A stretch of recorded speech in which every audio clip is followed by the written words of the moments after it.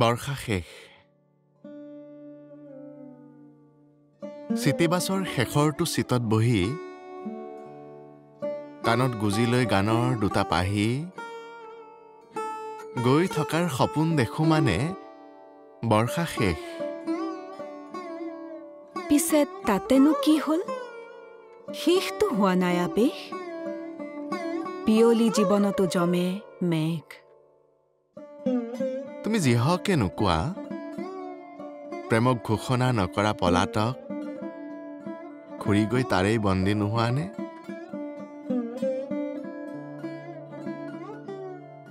নে তুমিয়েই বন্দী কৰি থোৱা সেই নিৰীহ নিশ্বাসক? ভাবিবতো সকলো পাৰি, ভবাতনো বাধা কি?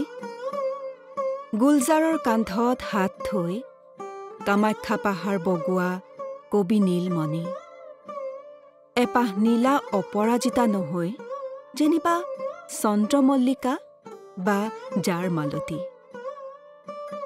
তোমাত বেলি ওলোৱা দেখাৰ দিনাৰ পৰা মোৰ চকুত এতিয়া এনেও টোপনি নাই। এতিয়া বৰ্ষা শেষ। সকলো কথাৰেতো অনুকৃতি গঢ়িব পাৰি। হাজাৰ বছৰৰ আগেয়ে কোন জাপানী কবিয়ে ভাবিছিল অসমীয়া নামৰ আখৰৰ বিচনাতে তেওঁলোকে এঙামুৰি দিব? পাহি সৰিবই। বৰ্ষণ শেষত গছপাতবোৰে নিজত হেমন্ত লিখিব। চিটিবাছত নুঠি হয়তো ফুটপাথেৰে খোজ ল'ব কবি। মইতো জানোৱেই প্ৰেমৰ কথা কবিতাত তুমি নিলিখা। তুমি কোৱা কথাকে মানি লওঁ যদি প্ৰেমিকতকৈ হয়তো ঘাতকেই বেছি ভাল।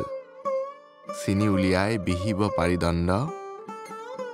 কিন্তু তাৰ পাছতো বাকী থাকিয়ে যায় কথাৰ কটাকটি।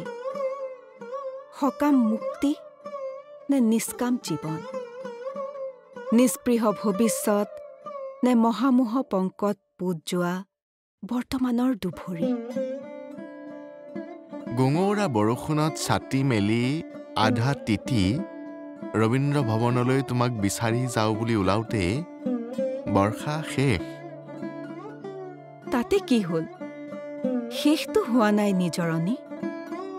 ছাল নথকা ঘৰবোৰৰ ওপৰত এখন্তেকো আকাশ ৰয়হি যদি? পাৰি আৰু কিছুদিনলৈ এই চহৰতে বাচি থাকিব পাৰি। তোমাৰ কবিতাত প্ৰেম পলাতক নে বন্দী? ইয়াত এতিয়া একো মনিব নোৱাৰি। মোবাইলৰ পৰ্দাৰ পৰা চকু দুটা উঘালি আনি কোনে থাপিব দূৰৰ তৰাবোৰত? অগণিত এক সময়ৰ শেষত বেলিটোও হেনো নুমাব। গৱেষণাত ওলোৱা এই খবৰো এতিয়া সন্ধালনি। তথাপি ভবাৰ বিলাসিতাতনো বাধা কি?